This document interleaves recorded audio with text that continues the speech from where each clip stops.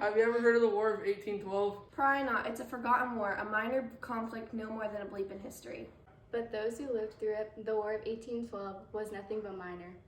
It was brutal. It was bloody. And if the United States had lost, America might not even be here today. 30 years after the U.S. gained independence from Great Britain, tensions between the two countries remained high. At sea, the British were harassing American ships and seizing the crews. Meanwhile, British were at war with France. It was a big mess. In 1812, U.S. President James Madison reluctantly asked Congress to declare war on Britain. The U.S. really stood a chance against the most powerful nation in the world. One afternoon, Mary Young Pickergill answers a knock at her door. Good morning, Miss Pickersgill. I am Major George Armstead, Commander of Fort McHenry. Please come in, Major. This is my mother, Miss Rebecca Young, and this is my daughter, Caroline. How do you do, ladies? Very well, thank you. So how can we help you, Major? We think that the British are going to attack Baltimore. We have been preparing to defend the city, and we are ready, except for one thing. You need a flag. Exactly. We need a magnificent American flag to fly over the fort. Well, you've certainly come to the right place. I'm told your flags are the finest around. What dimensions do you have in mind? Big, really big. We need a flag so large that the British will have no difficulty seeing it. We won't disappoint you. Over the next 6 weeks, Pickersgill, her mother, her daughter, and several others get to work. Francis Scott Key and John Stuart Skinner are aboard a small ship. Key paces nervously as Skinner, a U.S. military officer, peers through a spyglass. The hot sun shimmers on the waves as the boat glides through the bay. Any sign of the British fleet? The answer's still no, Mr. Key. No, since you asked 5 minutes ago. We've been on this boat for 2 days. You are not very patient, are you? Key sits down. A minute later, Key abruptly stands up. The British won't fire on us? We're displaying the truce flag. Yes, but who knows what wickedness the British are capable of. They set fire to the Capitol, the Library of Congress, and the President's house. Even amid the savagery of war, soldiers must abide by certain rules. No, it's just I'm worried about the old beans. We must rescue him soon, or I fear he may be lost forever. What must we do to keep our wits about us? So you think there is a chance the British will let Mr. Beans go? Well, no, not really. Not really. With luck, we'll find the British and rescue Dr. Beans. Is that what you want to hear? What I want is to find him. He never should have been prisoner in the first place. Listen, I know President Madison wanted you on this mission. I know Dr. Beans is your friend, but I didn't need you to come. I've negotiated the release of prisoners of war many times, but what experience do you have? None?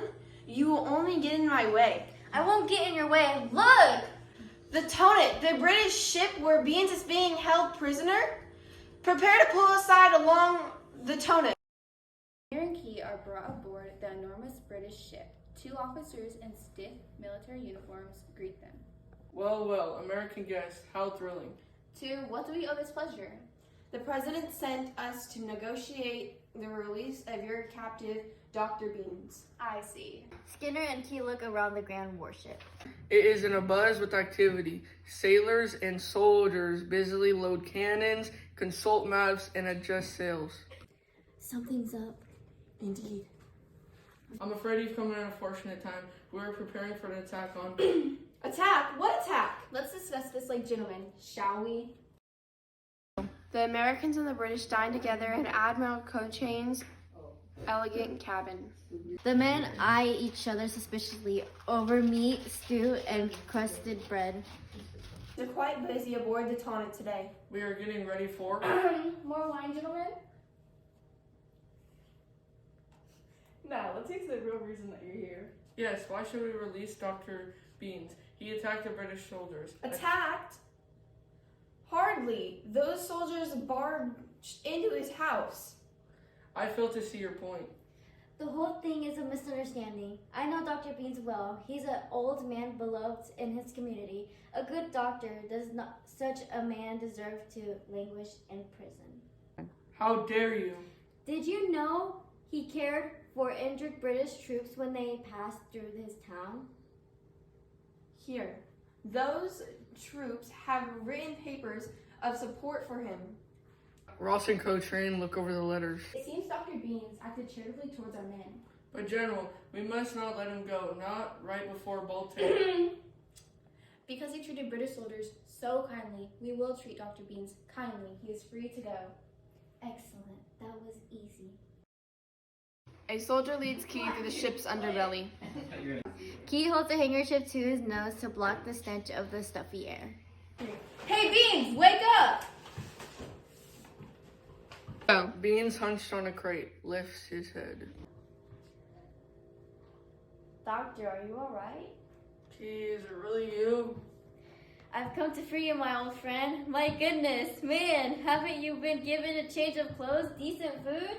I've been treated like a criminal. Well, it's over now. Key helps Beans stand up. Then they turn to leave. Cochrane stands in their way. I'm afraid you cannot leave. But General Ross says Dr. Beans was free. Ha, you think I care what happens to that sad old sack?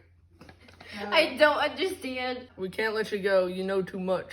Know too much about what? Don't play dumb, the attack. We can't let you bring word of our plans to the Americans. You'll just have to wait until we destroy Baltimore. Go. Destroy Baltimore. What? Go. Don't worry, you'll have an excellent view. Morning of September 13th, the British let Beans, Key, and Skinner go to their small ship, but if they try to go anywhere, they will be destroyed. Look, Cochrane has sailed his attack force toward the front. I count 10 warships and a rocket vessel. Suddenly, they hear a deafening explosion. Then another, then another. They watched in stunned silence as the British launched bombs and cannonballs at Fort McHenry. They'll destroy the fort, then there will be nothing to stop them from destroying Baltimore. Let's hope the women and children get out. Fort McHenry is strong and General Armstead is a brilliant man. The British may not be able to bring it down. The British ship gets a little too close to the front. One of the fort cannons sends the bombing carrying through the air. It hits the ship, tearing the hole through. Hooray! The drenching rain continues. Key stares at the flag, tossing it in the wind till the last light is exaggerating from the sky. Hours pass and the bombardment goes. A powerful storm has started to pick up. All we can do now is wait. The flag? Huh? As long as the American flag flies over Fort McHenry, there is a hope. It means that Americans have not surrendered. I fear it may be a British flag by in the morning. The sun is setting. Soon it'll be too dark to see a thing. Only the violent red and the fire of the explosion is visible in the blackness. At some point during the night, the storm settles on the explosion stop. The men pace along the ship's creaky deck as the sun rises slowly. Is it still too dark to see? There's a bit of a breeze. The flag is moving a little. Can't you tell? No, not yet. Too dim for these old eyes. They wait. The sun rises higher. Yes, I can see the stars. Stars? On the flag, it's still there. Oh, she's right. Hooray, hooray, hooray! The men hug and cheer. Skinner extends his hand to Key. Well, I must say good job, Key. We did it. Yes, we did.